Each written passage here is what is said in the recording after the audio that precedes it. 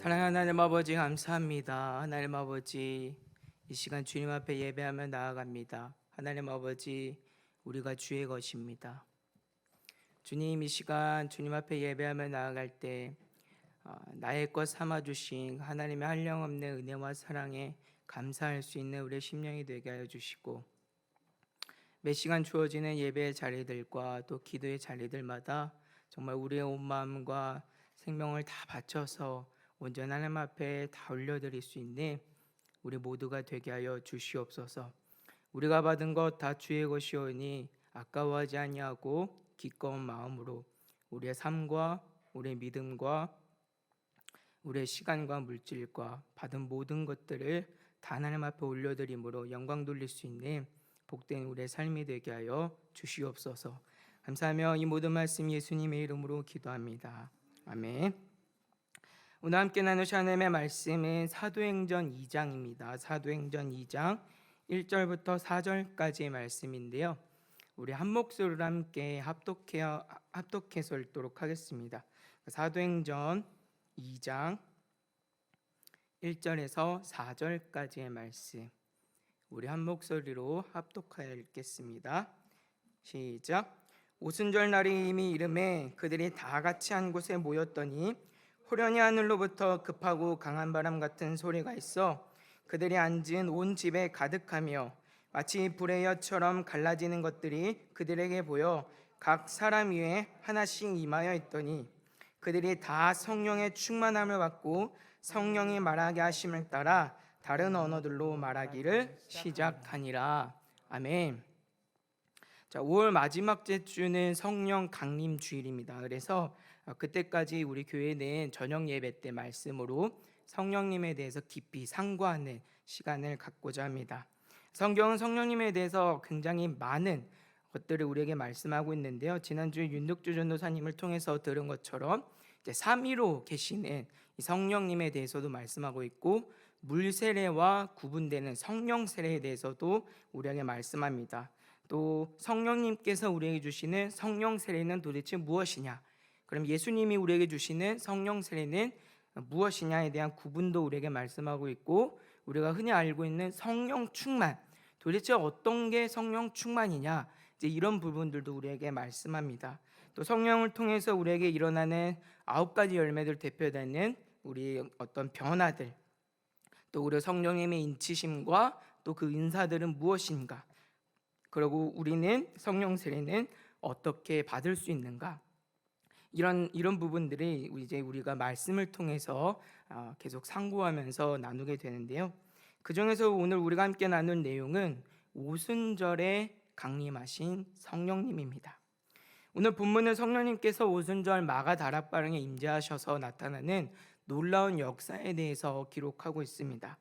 이 사건은 굉장히 중요한 의미를 가지고 있는데요, 바로 이 사건 속에서 성령 하나님이 우리 안에 내주 역사하심으로 말미암아 나타내는 성령의 역사가 어떤 성격인가에 대해서 우리에게 보여주고 있습니다. 먼저 이런 현상에 대해서 우리가 이해할 때 이 사건은 단회적으로 일어난 사건이라는 것을 우리는 꼭 기억할 필요가 있습니다. 그러니까 이런 현상이 나타나는 건 이것으로 끝나는 거예요. 그럴 때 어떤 일이 나타났냐 보니까, 첫 번째는 호련히 하늘로부터 급하고 강한 바람 같은 소리가 있었다 말씀하고 있고, 두 번째는 불의 엿처럼 갈라지는 것들이 각 사람 위에 하나씩 임하여 있었다 말씀합니다. 먼저 바람과 같이 임재하신 성령님은 어떤 걸 우리에게 말씀하고 있냐면, 우리를 살려내시는 그 성령의 놀라운 역사에 대해서 말씀하고 있어요. 이 본문에서 바람으로 표현이 되고 있는 단어는 루아흐라는 단어가 사용이 되는데, 지난주에 들은 것처럼 루아흐는 숨이라고 하는 뜻을 가지고 있습니다. 그래서 오늘 성령님이 어떻게 임재하셨는가 보니까, 하나님께서 만물 위에 하나님의 숨결을 불어넣듯이 그렇게 임재하셨다는 거예요. 그러니까 이런 모습은 마치 하나님께서 첫사람 아담을 지으시고 그 코에 생기를 불어넣으시는 그런 장면을 연상시킵니다. 그래서 이런 임재의 모습을 통해서 성령님이 우리 안에 어떤 역사를 하시느냐, 우리의 죽어있는 영육을 생명력 넘치게 살리실 것이다 라고 하는 이 놀라운 역사에 대해서 말씀하고 있습니다. 그 뒤를 이어서 나타나는 현상은 바로 불의 혀와 같이 임재하셨다라고 말씀해요.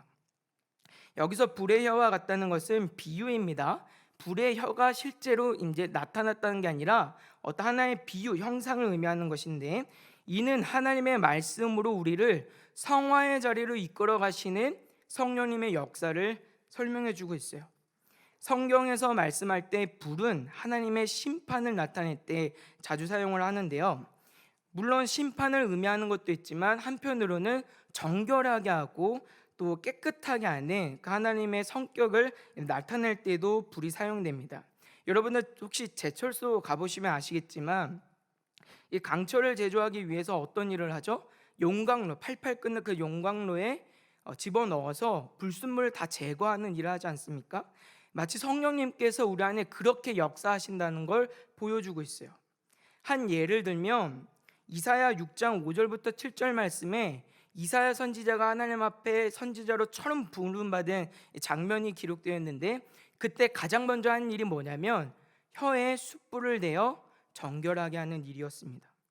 구약에서 하나님의 말씀을 대언하는 선지자는 반드시 먼저 혀에 성화가 되어야 했습니다. 이런 장면은 하나님께서 하나님의 말씀을 대언할 만한 자격과 그 모습으로 바꾸어 주신다라는 걸 우리에게 보여주고 있어요. 이것이 오늘 성령님이 불의 혀처럼 우리에게 임재하셔서 나타나는 역사임을 성경은 말씀합니다. 그러니까 성령 하나님이 우리 안에 내주 역사하시면 어떤 일이 일어나냐면, 하나님의 말씀을 듣고 또 들을 때 그것이 깨달아짐으로 말미암아 우리의 마음에 믿음이 일어난다는 거예요. 그리고 하나님에 대한 사랑과 헌신이 불타게 되고, 우리가 죄와 싸워 이김으로 우리 안에 있는 죄는 다 태우시고, 또 하나님을 향한 열정과 이 열심이 식어지지 않도록 하나님이 그렇게 역사하신다라는 것을 이렇게 불의 혀처럼 임재하시는 모습으로 우리에게 보여주고 있습니다. 이렇게 성령 하나님이 장차 우리 안에 내주 역사하시는 그 놀라운 역사의 성격들을 이렇게 하나님이 가르쳐주고 있기 때문에 오늘 본문은 굉장히 중요한 의미를 가지고 있어요. 그런데 저는 오늘 사실 이 부분보다 더 집중해서 여러분들과 은혜를 나누고자 하는 부분이 있습니다. 이렇게 놀랍게 역사하시는 성령님이신데 이분이 지금 언제 오셨죠? 오순절에 오셨다라고 성경 말씀해요. 여러분 혹시 그런 생각 해보신 적 있으십니까? 왜 오순절일까? 아마 여러분들도 마찬가지겠지만 우리는 오순절에 마가 다락방에 임재하신 성령님은 알아도 왜 성령님이 오순절에 오셨을까에 대해서는 크게 생각하지 못한 경우가 아마 대부분일 거라고 생각을 합니다. 우리 성도님들 하나님의 말씀을 있는 그대로 아멘으로 받으시는 분들이기 때문에 아마 의심 없이 성령님은 오순절에 오셨다, 여기에서 이제 만족하실 것 같아요. 근데 저도 그랬어요. 그런데 오늘 이 말씀을 준비하면서 묵상하는 가운데 그런 생각이 들었어요. 왜 많고 많은 날이 있을 것 같은데 왜 하필 오순절일까? 여러분 먼저 우리가 이 부분을 생각하려면요, 이 날이 얼마나 특별한 날인지에 대한 이해가 우리에게 있어야 됩니다. 여러분 우리가 믿는 하나님은요 거룩하신 하나님이에요. 이 말은 우리와 비교할 수 없는 분이라는 말이에요. 하나님은 세상의 모든 것과 구별되시는 분입니다. 세상의 모든 것이 하나님의 뜻대로 지음받았고 모든 것이 하나님의 뜻대로 되어져 가요. 우리는 그렇게 일하신 하나님의 무한하신 능력과 지혜를 감히 측량할 수 없을 만큼 우리 하나님의 그 능력과 지혜는 깊고도 높습니다. 근데 지금 그런 하나님이 성령을 우리에게 임재하게 하시는데 언제로 구별하신 거예요? 그날을 오순절로 구별하신 거예요. 놀랍지 않으세요? 하나님께서 많고 많은 날을 택하실 수 있어요. 굳이 오순절이 아니라도 더 의미 있어 보이는 6월절이라든가 안식일이라든가 또 다른 날에 성령을 임재하게 하실 수 있잖아요. 아니면 많고 많은 한 날을 따로 구별하실 수도 있어요. 그런데 우리 하나님이 오순절에 그 놀라운 한량없는 지혜가 있으신 분이 오순절에 성령을 우리에게 임재하게 하신 거예요. 여기엔 분명한 하나님의 의도와 목적이 있다는 겁니다. 그럼 어떤 의도냐? 왜 그럼 오순절이냐? 결론을 먼저 말씀드리면요, 오순절에 성령이 오신 이유는 하나님께서 우리 구주 예수 그리스도를 우리에게 보내셔서 어떻게 친히 우리를 죄와 사망에서 건지셨는가를 증명하는 데 그 이유와 목적이 있어요. 그러니까 다시 말하면 우리의 구원이 전적으로 하나님의 주권적 역사와 은혜로 말미암아 되어진 일임을 우리로 하여금 알게 하시고 인정하라고 말씀하고 계시다는 말이에요. 우리가 이 부분을 잘 이해하려면요, 사실 구약의 절기들에 대한 이해가 좀 필요합니다. 특별히 유월절 절기부터 오순절까지 이르는 그 절기들이 도대체 어떤 그 예표적 그 의미들을 가지고 있는지에 대한 이해가 반드시 있어야 돼요. 먼저 유월절 절기를 보면요, 구약 시대 이스라엘 백성들을 출애굽한 달을 그들의 이제 한 해의 첫 달로 삼아요. 그 달이 니산월이라고 하는 달입니다. 다른 말로는 아빌월이라고도 이제 표현이 되는데, 이 니산월 14일에 하나님께서 그들을 출애굽하게 하셨다, 구원하셨다라고 하는 이 사실을 기념하여서 그날 저녁에 양을 잡아 유월절 절기를 지킵니다. 그리고 유월절로부터 7일간 무교병과 쓴 나무를 먹으면서 이 무교절이라고 하는 절기를 또 지켜요. 이 무교절 절기를 지키는 이유는요, 이스라엘 백성들이 출애굽할 당시에 아무것도 가지고 나오지 못했거든요. 무교병 달랑 하나만 들고 나온 거예요. 거기에서 이제 유래한 절기인데, 이는 선조들이 당한 이제 고난에 대해서, 고통에 대해서 그 후손들이 기념하고 기억하기 위한 이제 절기가 무교절 절기입니다. 그래서 유월절과 무교절 절기는 어떤 의미를 가지고 있냐면, 예수 그리스도의 십자가의 죽음과 그 고난에 대한 예표적 성격을 갖고 있어요. 그냥 내가 어린 양을 통해서 너희가 문설주를 구원했어, 그러니까 너는 유월절을 지켜야 돼, 그냥 그런 의미가 아니라 그 행위와 그 율법, 그 절기를 통해서 하나님이 무엇을 가르쳐 주고자 했냐면, 예수 그리스도가 너희를 위해 대속 제물로 죽어서 너희가 구원받게 될 것이라고 하는 이 하나님의 구속사적인 이 사실을 예표하는데, 가르쳐 주는데 그 성격이 있었다는 말이에요. 그 다음으로 나오는 절기가 초실절입니다. 초실절. 초실절은 유월절 후에 오는 첫 번째 안식일 다음 날을 이제 초실절로 지켜요. 이게 어떤 날이냐면 주일이에요, 주일. 유월절이 금요일이거든요. 금요일이고 안식일은 유대인들 날로 보면 토요일이에요. 그래서 유월절이 지난 첫 안식일 그 다음 날이라고 하면 오늘 우리가 있는 주일을 의미하거든요.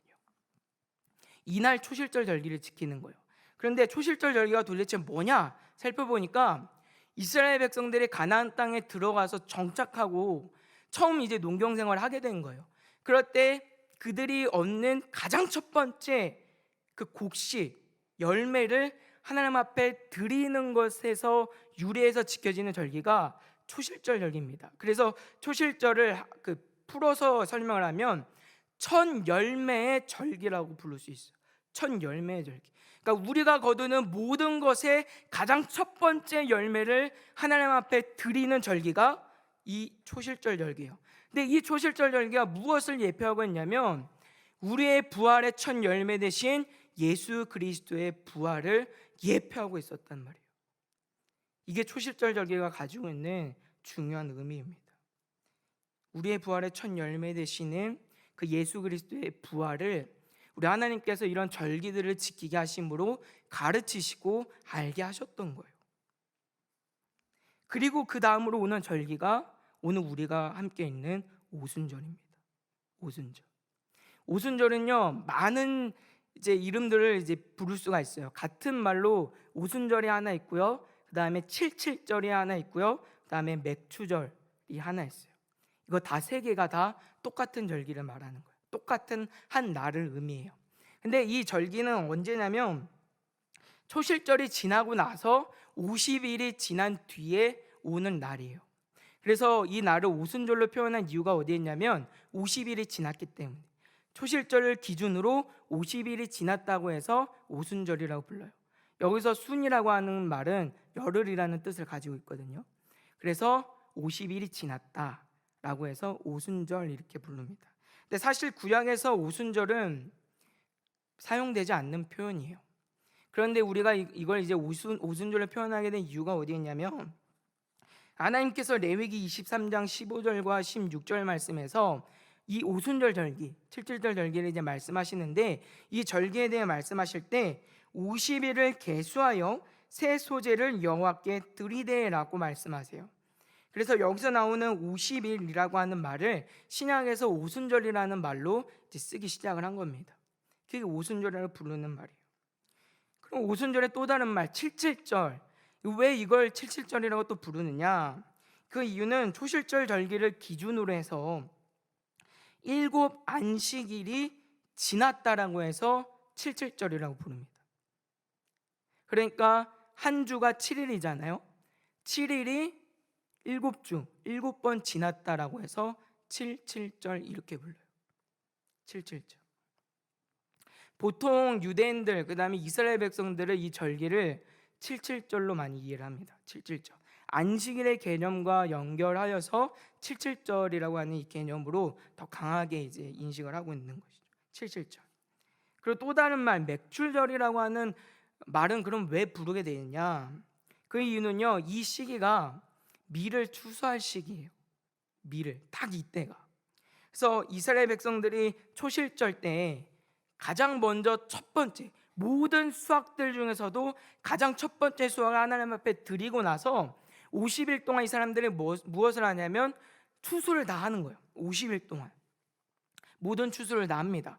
그러고 나서 50일째 되는 날 모든 추수를 끝마치고 나서 이제는 각자 개개인들이 그 삶에서 걷어낸 가장 첫 번째 열매를 가지고 하나님 앞에 나아가요. 그때 나아갈 때 어떻게 나아가냐면 그 첫 열매를 요제로 드립니다. 요제라고 하는 건 뭐냐면, 번제랑은 좀 달라요. 번제는 태워서 드리는 거잖아요. 근데 요제는 이거 흔드는 거예요. 흔들 때 어떻게 되냐면 모든 수확이 하나님에게서 온 것을 고백하면서 동, 서, 남, 북, 상 하고 흔드는 거예요. 다 하나님으로 말미암았다. 우리가 한 것 없다. 이 모든 게 하나님의 다 은혜다. 이런 고백을 하면서 드리는 절기가 맥추절입니다. 맥추절. 그래서 추수를 끝내고 드리는 절기다. 그래서 맥추절 이렇게 불러요. 그러니까 결론적으로 오순절, 칠칠절, 맥추절이라고 부르는 절기가 가지고 있는 중요한 의미는 무엇이냐면요, 모든 것이 다 하나님으로 말미암았다라고 하는 신앙 고백이 여기에 담겨 있는 거예요. 그러니까 이스라엘 백성들이 이 절기를 지킴으로 무엇을 고백하냐면 그냥 율법을 지키는 게 아니에요. 이 절기를 통해서 이 사람들이 무엇을 배우고 무엇을 고백하냐면 우리의 모든 삶의 형편들이 다 하나님으로 말미암았습니다라고 하는 이 놀라운 사실을 배우고 신앙으로 고백하는, 그걸 형식화하는 게 오순절, 칠칠절에 가지고 있는 아주 중요한 의미라는 거예요. 그러니까 오늘 성령님이 굳이 오순절에 오신 이유가 어디에 있다는 말이에요? 예수 그리스도의 십자가의 죽음과 고난을 통해서, 또 그리고 예수 그리스도께서 우리의 부활의 첫 열매가 되시움으로 말미암아 하나님이 이루신 이 구속 사역이 전적으로 하나님으로 말미암아 이루어진 하나님의 주권적 역사이고 하나님의 은혜입니다라고 하는 이 사실을 공표하는 것이고, 그것을 우리가 배우고 인정하고 고백하는 그 의미가 오순절에 성령님이 오신 의도였다는 말입니다. 이런 의도와 개념을 우리가 어디서 찾을 수 있냐면 사실 안식일의 개념에서 찾을 수 있어요. 안식일은요, 사실 모든 절기들이 가지고 있는 그 모든 의미가 여기에서 유래가 됩니다. 안식일은요, 그냥 우리가 쉬는 날이 아니에요. 하나님의 일하심을 대해서 우리가 신앙으로 인정하고 고백하는 날이 안식일이 가지고 있는 중요한 의미입니다. 그 출애굽기 20장의 말씀에 나오는 그 10계명의 말씀에 비추어서 안식일을 이제 생각하면 하나님께서 온천한 만물을 만드신 날수를 기념하는 것으로 되어 있어요. 그래서 하나님께서 엿새 동안 천지를 만드시고 7일째 쉬셨기 때문에 모든 것들도 쉽니다. 그런데 이 안식일의 중요한 의도는 쉬는데 그 목적이 있지 않아요. 7일째 되는 날 쉼으로 엿새 동안 하나님께서 일하셔서 온천한 만물을 만들었다는 이 사실을 깊이 묵상하고 배우고 고백하는 그 신앙 고백의 형식화가 안식일을 지키는 그 쉼에 있었다는 말입니다. 내가 하나님께 그렇게 지음받았습니다. 하나님이 이 모든 것들을 다 이루셨습니다. 하나님이 일하셨습니다. 내가 한 것 없습니다. 라고 하는 이 신앙 고백을 안식일에 너희가 쉬라라고 하는 하나님의 말씀을 순종함으로 이스라엘 백성들을 그 신앙을 배우고 고백했다는 말이에요. 이 의미와 똑같이 오늘 하나님께서 똑같은 의도를 가지고 오늘 오순절에 성령님을 이 땅에 보내신 것입니다. 하나님은 모든 것이 다 하나님으로부터 주어졌다는 것을 고백하는 오순절, 칠칠절, 이 맥추절 절기에 성령님을 보내심으로 말미암아 이 구원의 은혜를 받은 우리가 하나님으로부터 말미암은 구원을 얻게 되었다라는 것을 가르쳐 주시고 배우고 인정하게 하셨다는 말이에요. 그럼 우리는 여기서 한 가지 더 중요한 것을 생각해야 됩니다. 왜 하나님께서 그러면 우리가 이런 것들을 알기를 원하셨을까? 왜 우리에게 이 한 날이 필요했을까? 이 부분을 우리가 고민을 해봐야 돼요. 우리가 여기서 주의 깊게 먼저 생각해 볼 것은요, 오순절 성령 강림 이전에도 성령님의 역사는 있었다는 점을 주목해야 됩니다. 우리가 지난번에 읽었던 마가복음의 말씀에 보면 잘 나타나는데 예수님께서 제자들을 부르시고 파송하세요. 파송하시면서 그들로 하여금 귀신도 내쫓게 하시고 병든 자도 일으키게 하십니다. 그러니까 이게 다 무엇을 우리에게 보여주고 있냐면 성령님이 이때도 이미 역사하고 계셨다는 거예요. 이미도 그들과 함께하고 계셨고 이미도 그들 안에서 역사하고 계셨음을 우리에게 보여주고 있는 대목이죠. 그럼에도 불구하고 오늘 우리 주님은 그 성령의 놀라운 역사가 공식적으로 또 외적으로 선포되고 나타나게 하세요.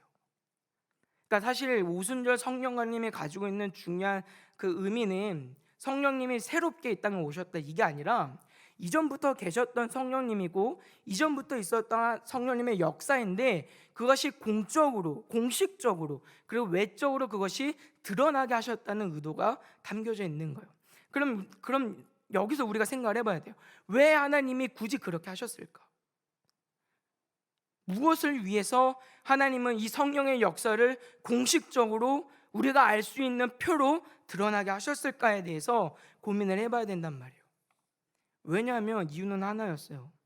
다 우리의 연약함 때문입니다. 우리의 연약함 때문이에요.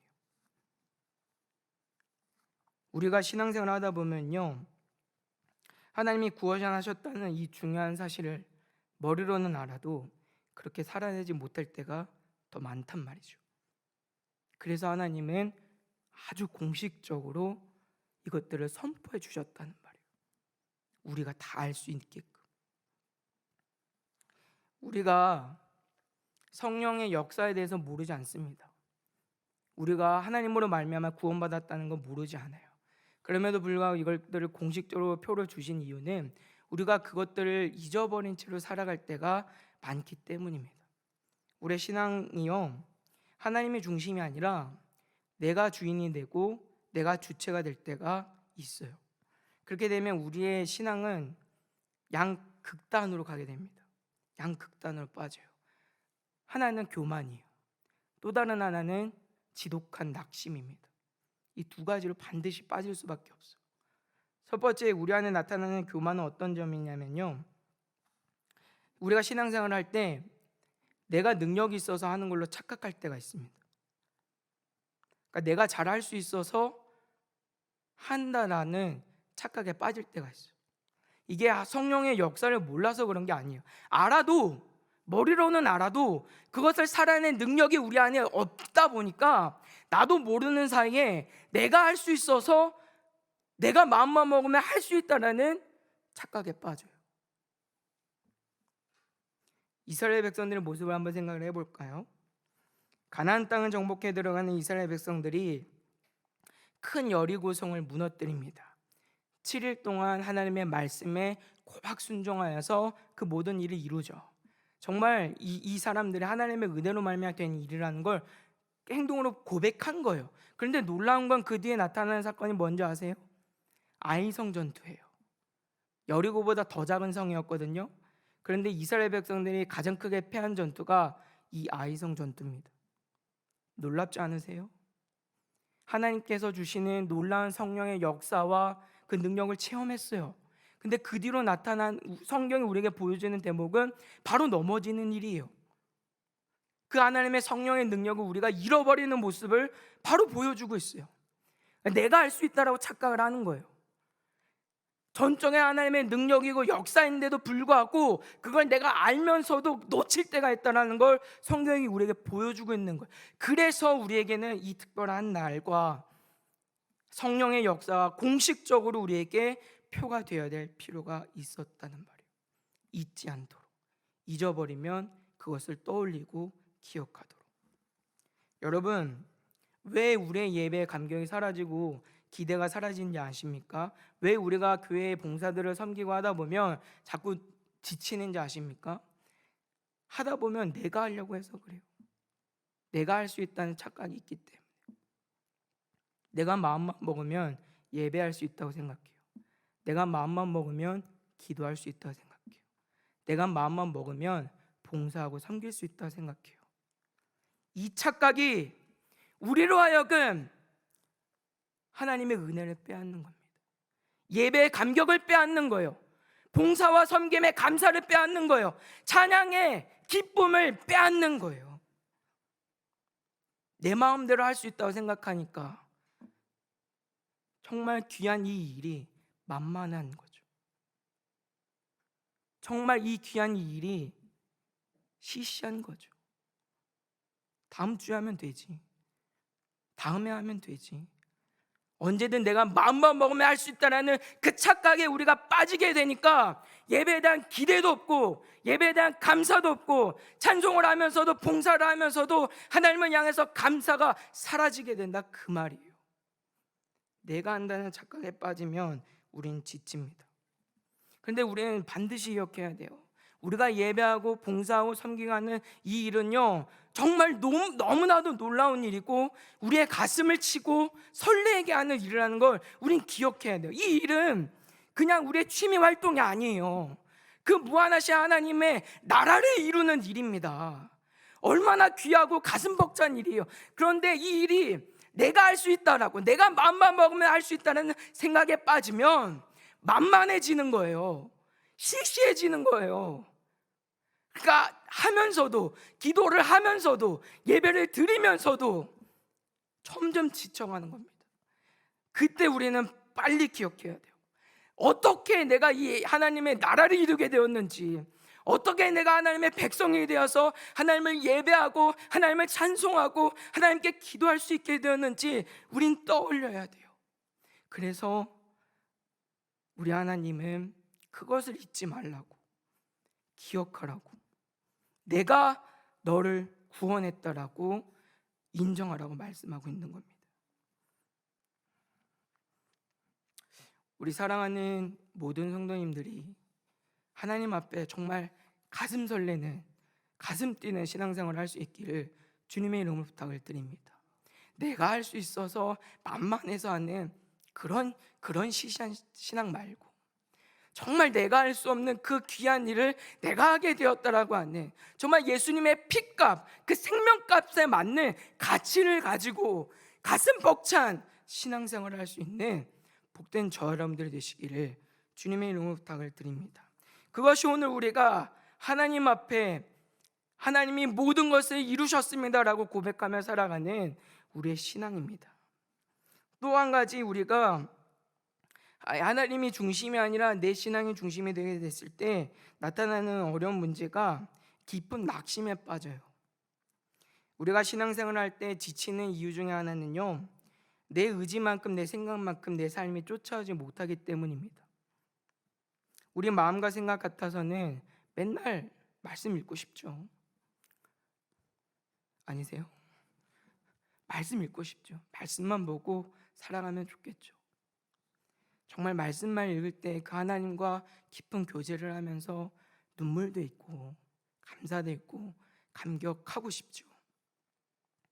때마다 시마다 하나님 앞에 기도하면서 정말 내 마음 중심을 다 하나님 앞에 보여드리고 그렇게 살아가고 싶죠. 여기 있는 우리 중에 누가 있어 하나님 앞에 그러한 삶을 꿈꾸지 않고 기대하지 않고 바라지 않는 신앙이 어디 있습니까? 그러나 문제는 우리가 바라고 소원해도 그게 안 된단 말이에요.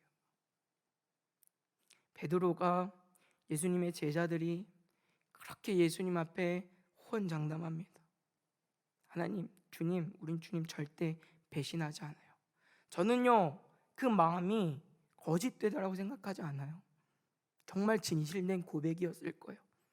정말 제자들의 마음과 그 베드로의 간절한 고백 속에는 정말 나는 세상 사람들은 다 주님 버리고 배반해도 나만은 절대 하나님 버리지 않아. 절대 주님 포기하지 않아. 배신하지 않을 거야. 그 진실된 마음이 있었다고 저는 생각해요. 문제는 뭐냐면 그 삶을 살아낼 만한 능력도 자격도 그에게는 없었다는 게 문제죠. 의지로 되지 않아요. 마음만으로는 우리의 신앙과 삶이 이루어지지 않는다는 말이에요. 그러다 보니까요, 자신이 없어져요. 정말 내 생각 같아서는 열에 열 다, 못해도 열에 8, 9 정도는 정말 믿음 있는 자의 모습으로, 믿음의 본으로 살아가고 싶지만, 그러나 정작 내 삶에서 내가 바라보는 내 모습은 어떻습니까? 열의 하나도 과연 하나님이 내 모습을 보시고 기뻐하실까? 그런 마음이 드는 모습들을 볼 수 있지 않습니까? 그러다 보면 자신이 없어져요. 내가 주의 자녀가 맞나? 성령님이 나와 함께 하시는가? 그러니까 이스라엘 백성들이 가장 포로 생활하는 가운데 가졌던 가장 큰 고민이 어디에 있습니까? 여전히 하나님이 우리와 함께 하시는가? 그거였잖아요. 성전은 무너졌고 자기들은 이방 땅에 붙잡혀 온 상황 속에서 이스라엘 백성들은 하나님은 성전에만 계시는 하나님을 알고 있었기 때문에 늘 고민이었던 거죠. 과연 하나님이 우리와 함께 하실까? 여전히 나와 함께 하실까? 정말 내가 하나님의 백성이 맞나? 그렇게 자신 없어하는 그런 모습들이 오늘 우리 삶에도 충분히 있을 수 있다는 말입니다. 하지 말아야지, 끊어내야지 하면서도 여전히 반복되는 내 죄악의 모습을 보면서 하나님 앞에 한없이 나를 부끄러워하고 괴로워하잖아요. 그러다 어때요? 우리가 그럴 때일수록 하나님을 더 찾아야 한다는 건 머리로는 알지만, 마음은 알지만 실제로는 그렇게 안 되잖아요. 하나님 앞에 내 모습이 부끄러워서, 나도 내가 자신 없는 내 모습이 부끄러워서 오히려 하나님을 더 멀리하게 되고 그렇게 하나님과 더 멀어지게 되는 모습들을 우리가 볼 수 있지 않습니까? 이런 심정을 바울 사도는 로마서에서 너무나도 우리에게 잘 표현을 해주고 있는데요, 로마서 7장 21절부터 24절까지의 말씀입니다. 우리 한 목소리 함께 읽어보길 원합니다. 로마서 7장 21절부터 24절까지의 말씀 함께 읽겠습니다. 시작. 그러므로 내가 한 법을 깨달았노니 곧 선을 행하기 원하는 나에게 악이 함께 있는 것이로다. 내 속사람으로는 하나님의 법을 즐거워하되 내 지체 속에서 한 다른 법이 내 마음의 법과 싸워 내 지체 속에 있는 죄의 법으로 나를 사로잡는 것을 보는도다. 오호라, 나는 곤고한 사람이로다. 이 사망의 몸에서 누가 나를 건져내랴. 아멘. 이 말씀이 참 저와 여러분들의 위로가 되길 원합니다. 여러분, 바울 사도도요, 우리와 똑같은 고민을 가지고 살았던 사람이에요. 그러니까 내 어떤 한계와 연약한 모습을 보면서 고민하고 슬퍼하는 사람들이 나만은 아니라는 거예요. 누구라도 만날 수 있는 문제입니다. 그럴 때요, 내 모습을 계속 보고 있으면 우린 못 일어나요. 그래서 필요한 게 뭐냐면 하나님의 약속, 하나님의 신실하신 그 은혜를 바라볼 수밖에 없습니다. 그 약속과 그 하나님의 은혜를 바라볼 때에 비로소 오늘 성령이 역사하시는 것처럼 자신 없고 죽어있는 나의 영육이 주님 주시는 또 새 힘으로 말미암아 다시 살아나서 오늘 또 하나님의 나라와 그 영광에 살아가는 자리로 회복되게 되는 거예요. 그래서 오늘 하나님께서 이 성령의 역사를 내가 이루었다라고 이 공식적으로 우리에게 표하시는 이유가 바로 여기에 있습니다. 내가 낙심하고 있을 때,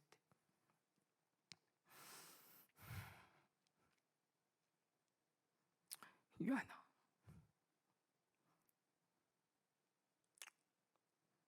너 그거 아니? 너가 지금보다 더 못할 때 내가 이미 너를 사랑했어. 성경 우리에게 말씀합니다. 죄인된 우리를 위하여 십자가에 못 박혀 죽으심으로 우리의 사랑, 우리에 대한 하나님의 사랑을 확증하셨다라고 성경 말씀하세요.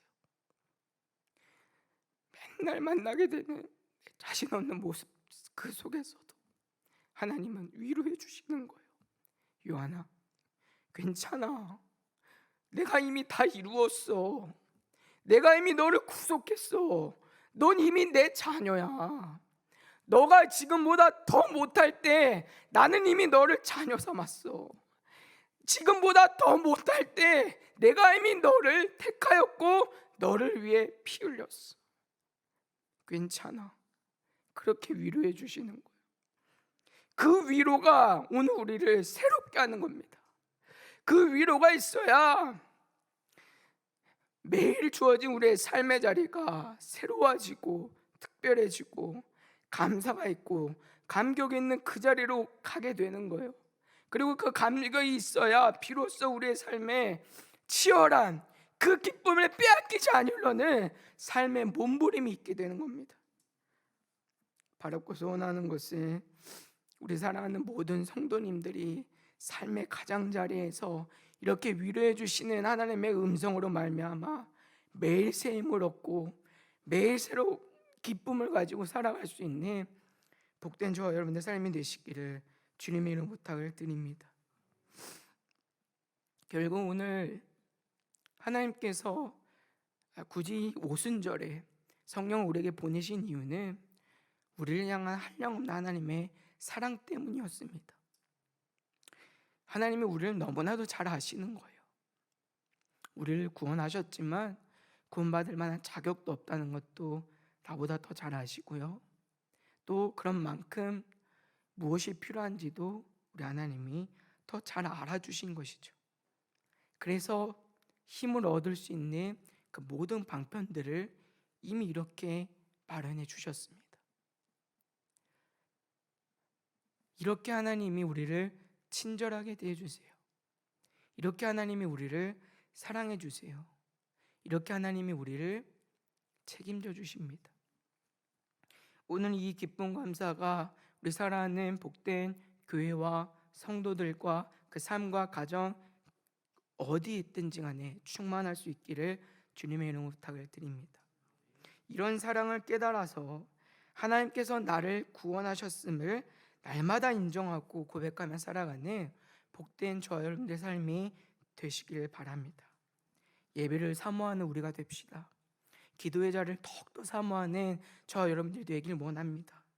하나님의 말씀을 붙잡고 어떻게든 조금이라도 그렇게 내 삶의 자리에서 살아내려고 하는 몸부림과 열심이 저 여러분들의 있기를 주님으로 부탁을 드립니다. 맡겨진 섬김의 자리에서 기쁨과 감사를 가지고 오늘 내가 섬길 수 있음에 헌신할 수 있는, 눈물을 흘릴 수 있는 복된 저 여러분들 심령이 되시기를 주님의 부탁을 드립니다. 이것이 오늘 나를 구원하셨음을, 하나님이 나를 구원하셨음을 인정하고 고백하며 살아가는 복된 우리의 삶인 줄 믿습니다.